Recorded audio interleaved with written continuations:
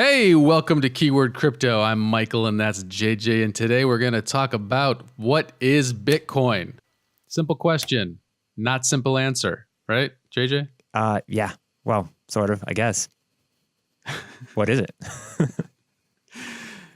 I think that's I wanted to ask that question because today, 10 years later, it seems to be something entirely different than the original white paper. And that brought around Bcash, and that's brought around a lot of different questions. And the idea is, does it need to be exactly what it was 10 years ago? Is it okay for it to have changed?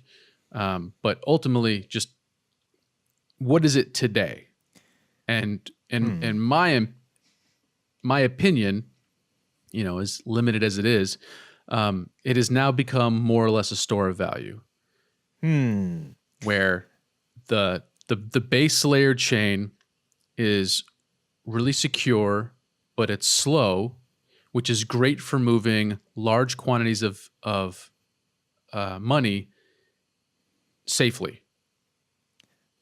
Yeah. And I think that's pretty much what it comes down to now. So I guess I would have to say that the idea behind Bitcoin is that it's the internet of money, that no one really owns it, and or it's owned by the people that use it and the people that have it.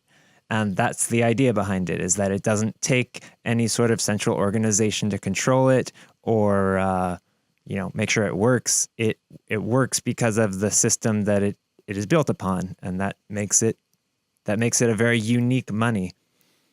But to your point, is that what it is now? Is that what it is now? That's the question. Absolutely not. So we were gonna do two questions and have two different segments, but I think we should just roll into one because I think what you just discussed is a really important question. Is it really decentralized? Is it? I mean, you just said it's supposed to be. It's run by the people who use it, but people who use it don't run it at all. They're not mining for it, and they're not running nodes if they're just using it. So. And they are relying at that point on a centralized group of people to run the nodes and mine properly, safely. And they have to trust them not to be devious about it and not double spend and not, go back and change things. Right. So like when I told my dad about Bitcoin and I was like, yeah, it's a decentralized currency. And he was like, well, no, somebody has to be controlling it. And I was like, no, it's kind of like the internet. And he was like, well, I guess I don't really know how the internet works, so I'm not going to understand how Bitcoin works. And so what you said was that, yeah, now there is some sort of control, but it's like you have to think about that conceptually. Whenever somebody gains control of something that's supposed to have no central government, central governance, then that becomes the new controlling party. And that's what you're saying, right? Is that now Bitcoin has a controlling party. They just happen to own most of the system or the network that is, right?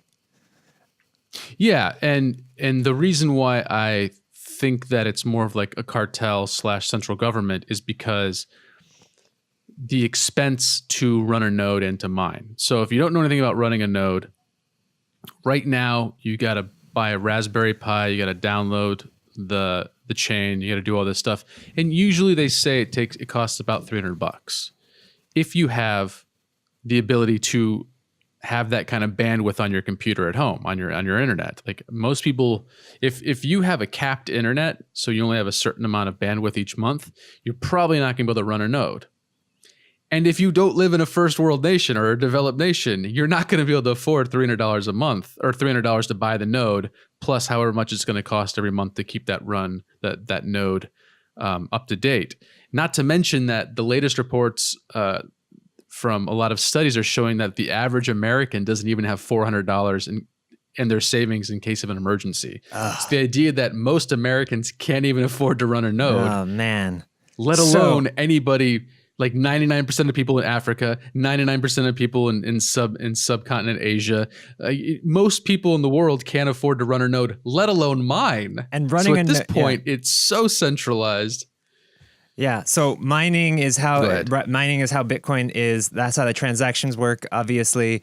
And running a node also helps spread the network. But you can't do that You can't help the network unless you have money. So Bitcoin, I guess, was originally created so that anybody could support the network and make it work, make it the people's money. But now it costs so much to do that, whether it's in hardware or electricity costs, that now the only people that can, and that's how it's controlled. That's not just how it works. That's how it's controlled. If you want to make any change to Bitcoin, then everybody has to agree. Everybody who's using it has to agree that it's going to change. And, or at least the people who mine it, the people who actually confirm the transactions have to agree to do that. So yeah, I would have to agree that you would need money in order to be a part of the people that make decisions about this money. And that's problematic. Which then kind of makes Bitcoin either a plutocracy or an oligarchy or an oligopoly. Sorry. Totally. Which is pretty much just exchanging the current oppressive system for a new oppressive system. So with new people potentially being able to oppress. And we saw that last December when the main core group of Bitcoiners decided to not allow SegWit to go through, and we saw fees hit $20 to $50 per transaction and take 2 to 3 days for one transaction to go through. So that was absolutely a cartel controlling how the chain was going to work, so they could make as much money as possible. Yeah. So right. Yeah. So we actually have been asking this question on Twitter. We've been actually searching for a maximalist, a Bitcoin maximalist, somebody who believes Bitcoin is the one true crypto, to just get an answer. I mean, we haven't been able to get an answer. I've heard all kinds of things about, arguing against whether Bitcoin is a store of value. And the main one being that it's way too volatile. You can't use it as a store of value right now. But the argument against that is, well, gold is very volatile and is a store of value. Just happens to be that Bitcoin is more volatile and takes longer to actually swing. So, I guess it's a store of value and that it will have value in the future. We just don't know what that value is. I mean, I guarantee people who want to use Bitcoin as a store of value are probably not going to do that unless they absolutely need to, like they live in Venezuela or Greece or Zimbabwe or wherever, one of those places that absolutely needed a store of value. Otherwise, it's not even that great of a store of value, except that it's very easy to get and it's very easy to transfer if you can afford the transfer fees. So, yeah. But technically, XRP is just as much of a store of value at this point and even easier to transfer. And so is Stellar, and so is Nano, and so is Cardano, and so is pretty much any of these are just as easy, if not easier, to use as a store of value currently because they've all lost, not all, I think Bitcoin's lost the least technically, but they've all lost a similar amount since the peak in December of last year or of 2017. So to even say it's a store of value better than the other ones, it just isn't really. I think it's safer than the other ones. I don't know. I feel like Nano hasn't gotten enough pressure testing yet, so I don't really know how secure that system is, but it's a hell of a lot faster and it's free. So if the whole goal was just to transfer money, Nano would be the best right now. One of the things I like what Satoshi. Oh, sorry. Go ahead. Oh, I was going to say, one of the things that Andreas Antonopoulos will say in his talks is that, Bitcoin has these limitations right now. Bitcoin has these, Bitcoin can't scale right now. Bitcoin has problem with, with the way the confirmation works. And he always kind of points to the internet and he's like, look at the way the internet was controlled in the 80s and how it became more scalable in the 90s. It was basically there were limitations to the internet until there weren't.